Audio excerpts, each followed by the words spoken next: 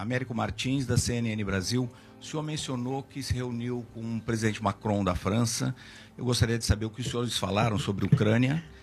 E, com isso, o senhor também fecha uma rodada de ter conversado com os principais líderes do mundo, pessoalmente. Que balanço o senhor faz disso? Deixa eu lhe falar. Com Macron, eu disse para o Macron que nós precisaríamos conversar sobre a questão da Ucrânia. Não dava para conversar no coração do rei, porque tinha muita gente. Então eu fiquei de marcar um telefonema com ele, para a gente conversar um pouco por telefone, porque não é segredo que eu quero conversar. Eu não conversei com todos os grandes líderes ainda, porque falta conversar com o presidente Modi da Índia. Sabe que é um país gigante e que está no mesmo continente. Ou seja, então nós, ainda falta, eu já conversei com a Índia, já conversei com o Macron uma vez, vou voltar a conversar. Eu quero voltar a conversar com outros países. E se eu conversar se eu conversar com o presidente da Índia, e eu vou ter um encontro nos BRICS no final do ano, é a chance de eu conversar com os 4 grandes, e aí, quem sabe, a gente encontra um jeito de começar a negociar. O Celso Amorim foi conversar com o Putin, como meu emissário especial, e vai agora conversar com a Ucrânia. Daqui ele vai partir para a Ucrânia, ele vai a Paris, depois ele vai para a Ucrânia dia 10, porque o presidente não pôde recebê-lo agora.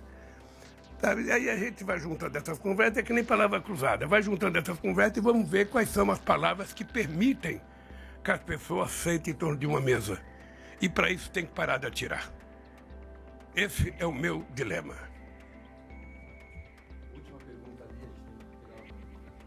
Presidente Lula, Sara Vivaco, do Diário do Centro do Mundo. O senhor saiu vencedor de uma guerra híbrida.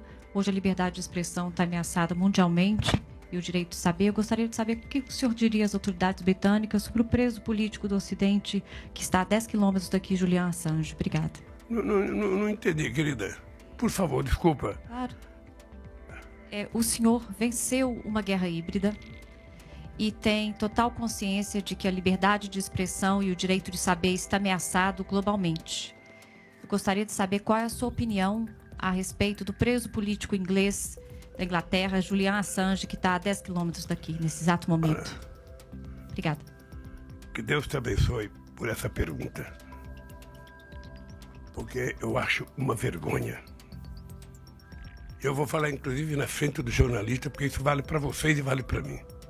É uma vergonha que um jornalista que denunciou as falcatruas de um Estado contra os outros esteja preso, sabe, condenado a morrer na cadeia, e a gente não fazer nada para libertá-lo. É um negócio maluco. A gente que briga e fala em liberdade de expressão, direito de gritar, direito de... Ou seja, o cara está preso porque denunciou as falcatruas.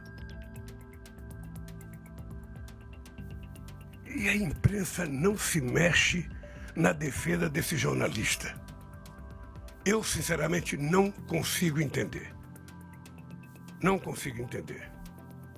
Eu até peço perdão, porque eu vou, quando chegar no Brasil, vou ligar para o primeiro-ministro, porque foi um assunto que eu esqueci de falar com ele. Eu já mandei carta para o Assange, já publiquei carta, já escrevi artigo sobre o Assange, mas eu acho que é preciso um movimento da imprensa mundial na defesa dele. Não é na defesa dele enquanto pessoa, é na defesa da liberdade de denunciar. O cara não denunciou nada vulgar. O cara denunciou que um Estado estava vigiando os outros. E isso virou crime contra o jornalista. E a imprensa que defende liberdade de imprensa não faz um movimento para libertar esse cidadão. É triste, mas é verdade. É verdade, a gente precisa colocar nossas teorias na prática de vez em quando, para que a gente possa poder continuar falando em liberdade de expressão.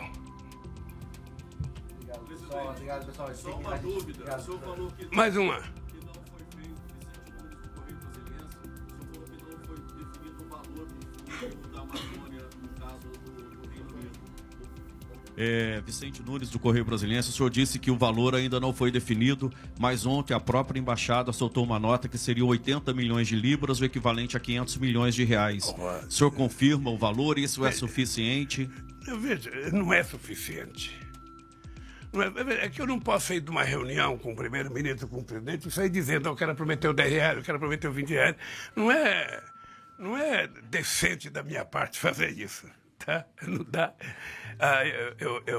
Eu quero é que eles cumpram a promessa de 100 bilhões de dólares para os países proteger as suas florestas, que tem ainda.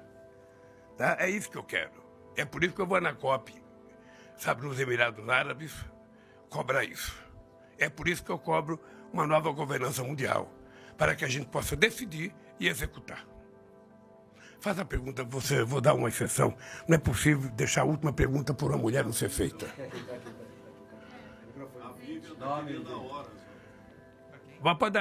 Pode dar o microfone.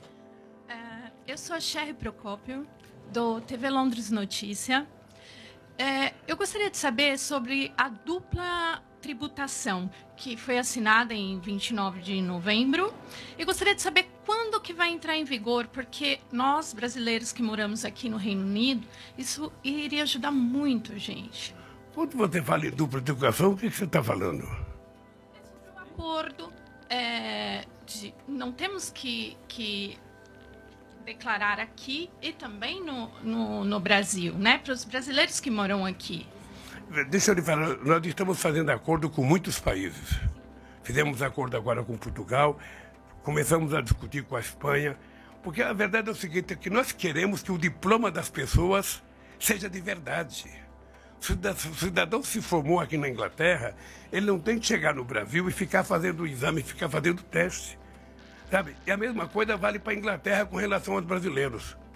Você sabe que o primeiro problema que eu tive na vida com isso, eu nem era presidente ainda, não sei se o senhor se lembra, foi com Portugal. Portugal não tinha dentista. Portugal não tinha curso de odontologia. Em Portugal, as pessoas estudavam medicina e depois, no último ano, como se fosse residência, eles faziam odontologia. E aí chegaram os brasileiros lá. Um monte de gente nova, com 5 anos de universidade, bem preparado. Começaram a ganhar o mercado, então começaram a ser tratados como se fosse bagrinho. Aqueles trabalhadores do porto que não têm emprego fixo são chamados quando tem serviço. Então, em Portugal, os dentistas de lá, que eram médicos, começaram a contratar os brasileiros como bagrinho. Nós fizemos um acordo e garantimos que o brasileiro fosse tratado definitivamente. Esses acordos com os países que estamos fazendo é para ser de verdade. É para que o nosso diploma vá aqui e o diploma daqui vá lá. Gente, olha, agora eu tenho que embarcar. Eu nunca respondi tanta pergunta numa entrevista coletiva. Gente, obrigado. Que Deus abençoe vocês.